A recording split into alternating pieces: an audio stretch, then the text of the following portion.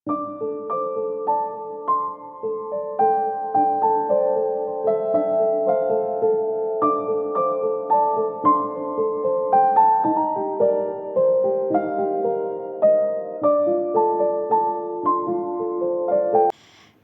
বন্ধুরা, কেমন আছেন আপনারা? আশা করছি ভালো আছেন। আর আমিও কিন্তু ভালো আছি। নিয়ে চলে এসেছি নতুন একটা ব্লগ নিয়ে আপনাদের সামনে।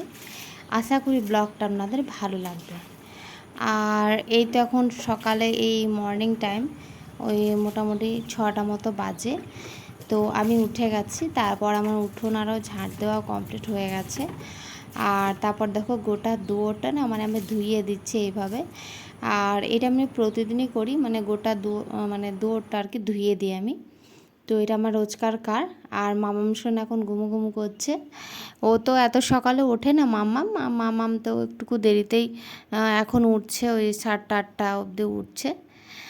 তো এই যে আমি এখন গ্যাস মুছতে চলে এসেছি, আর গ্যাসটা এখন আমি মুছে নিচ্ছি ক্লিন করে। তো দেখো আজকে না মানে আমি রান্নাঘরটা আজকে ধোবো, মানে পরিষ্কার করে। তো রান্নাঘরটা এই যে আমি ঝাঁট দিয়ে নিচ্ছি, আর প্রচুর ঝুলও হয়ে আছে।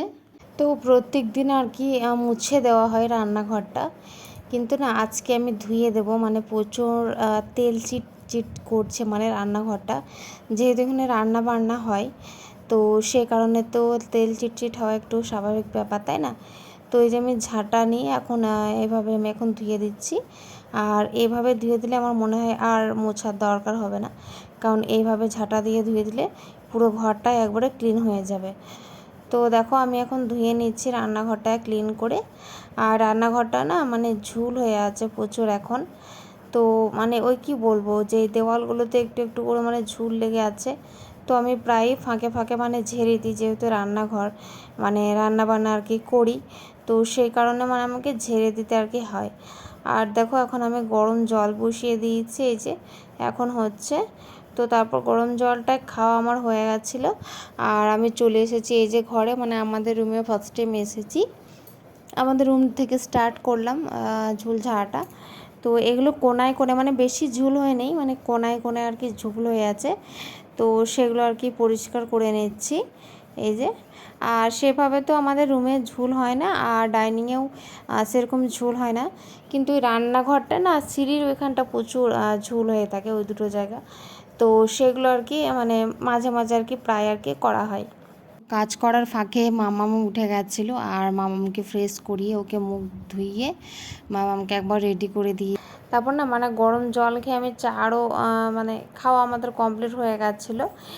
তারপরেই আমি কিন্তু আবার ঝুল ঝাড়তে চলে এসেছি। আর দেখো এখানে আমি মামামের ডালিয়াও কিন্তু বসিয়ে দিয়েছি। তো মামামের ডালিয়া এখন হচ্ছে। আমার কাজ করতে করতে আজকে অনেকটাই লেট হয়ে গেছে স্নান করতে। তো বন্ধুরা তারপর আমার স্নান করা হয়ে গেছে, আর ভিডিওটা তারপর করা হয়নি, অনেক কাজ ছিল, সেই কাজগুলো সেরে নিয়েছি। আর হাজবেন্ড বাজার থেকে ভেন্ডি এনে দিয়েছে আর মাছ এনে দিয়েছে। তো মাছটা এখন ধুয়েছি, আর ভেন্ডিটা কাটতে হবে আর আলুটা কাটতে হবে। তো চলো তারপর আমি একটু না মানে মুড়ি খেয়ে নিয়েছিলাম, আর একটুকু ছাতু গুলে খেয়ে নিয়েছিলাম। আর হাজব্যান্ড এই যে বাজার থেকে এনে দিয়েছে মাছ, আর আজকে তরকারি করব মাছের ঝোল, আর ভেন্ডি তালুতে করব, আর কি দেখি করব, যদি মনে হয় তাহলে কিছু করব। তো দেখো মাছগুলো এখন আমি হলুদ আর লবণ এখন মাখিয়ে নিচ্ছি। আর এই যে আমি মাছগুলো ভাজতেও লেগে গেছি, আর ভাতও এক সাইডে আমি বসিয়ে দিয়েছি। আর এই যে আমার ভেন্ডি আলু কাটা কমপ্লিট হয়ে গেছে, আর মাছগুলো না একটুকু পুড়ে গেছে মানে ভাজতে যেয়ে। মানে কি বলবো, আমাদের যে গ্যাসটা আছে, আর এই যে ঘি করলাগুলো ভাজবো, আমাদের যে গ্যাসটা আছে, তো সেই গ্যাসটা না মানে একটা আঁখা আর কি, মানে দুটো আঁখা, তো দুটো আঁখার মধ্যে যেই বড় আঁখাটা, ওইটা না মানে ভালোভাবে আজকে জ্বলছিল না, মানে গ্যাস বেরোচ্ছিল না।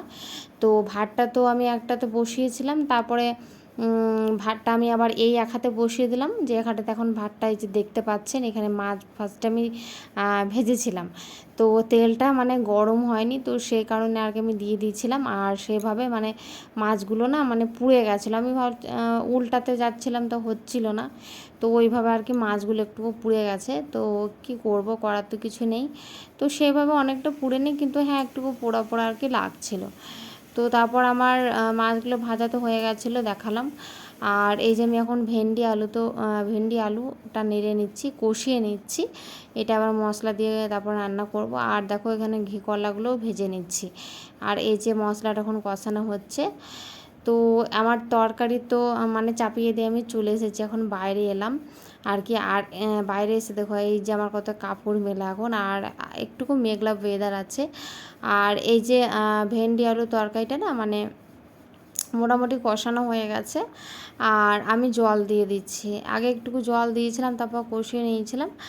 আর এই যে আমি এখন আবার জল দিয়ে দিচ্ছি, আর জল দিয়ে আমি আর কি ঢাকা দিয়ে দেবো। তো এটা এখন হতে থাক। আর এই যে আমার রান্নাবান্না কমপ্লিট।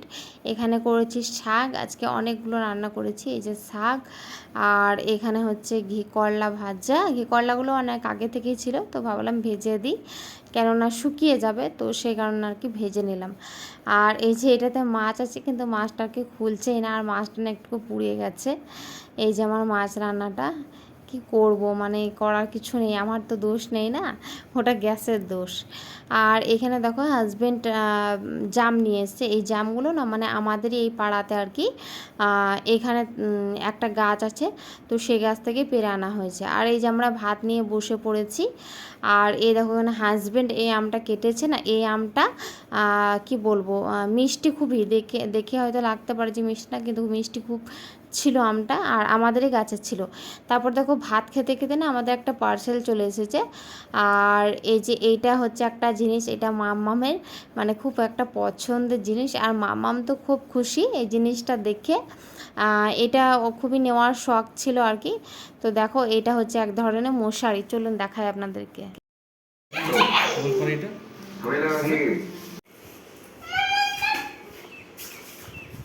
মা তুমি কোথায় ঢুকেছো সোনা মা? হ্যাঁ খুলে দেবো, দাঁড়া এবার খুলে দেবো, এই দেখে এলে এলে খুল করলে টান টান টান টান। তোর মধ্যে জিনিস আমাদের এখন ভরা ছিল বলো।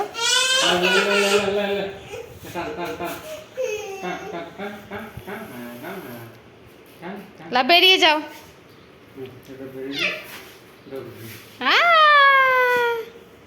এই যে এটা কতটা বড়, এটা অনেকটা বড় বটে।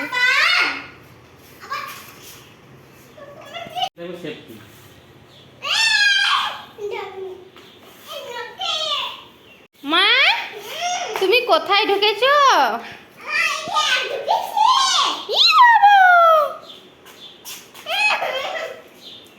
খুশি দেখলাম, খুশি দেখলাম।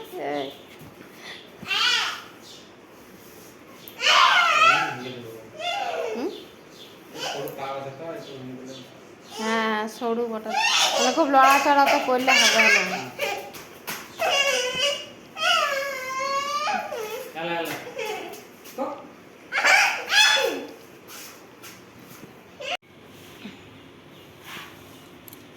চলো